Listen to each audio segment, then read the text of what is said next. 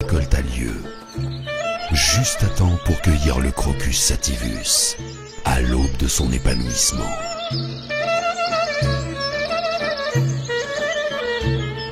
Patiemment butiné dans le soleil automnal et récolté de façon délicate, ces fleurs rares et élégantes sont à l'origine de l'épice la plus chère du monde. Toute l'attention et la douceur des mains de femmes sont nécessaires pour saisir ces fleurs fragiles et éphémères, dont les élégants pétales violines renferment le précieux pistil, objet de toutes les convoitises.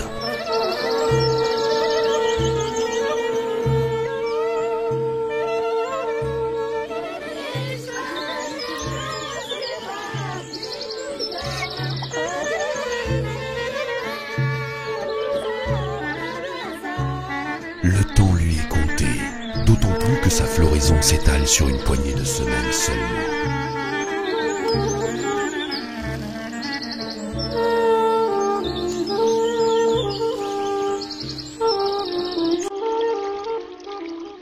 Comme tout trésor naturel, le safran répond à des étapes de conception rigoureuses.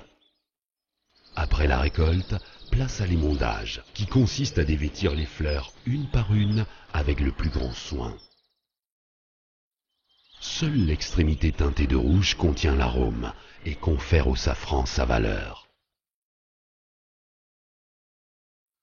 Pour ne conserver que le précieux filament, source de cette poudre aromatique noble, le geste doit être doux et précis.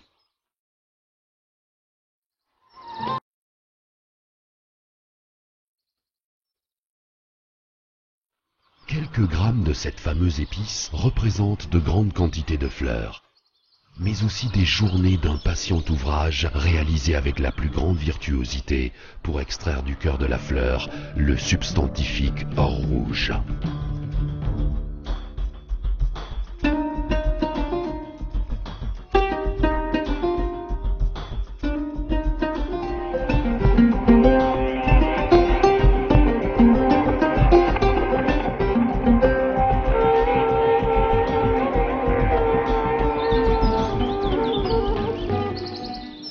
Cultivé pour la première fois dans les provinces grecques, le safran, pourtant originaire du Moyen-Orient, est très recherché en gastronomie.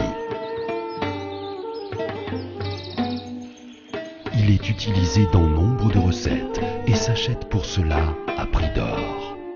Trésor aromatique, il colore et parfume les mets les plus raffinés.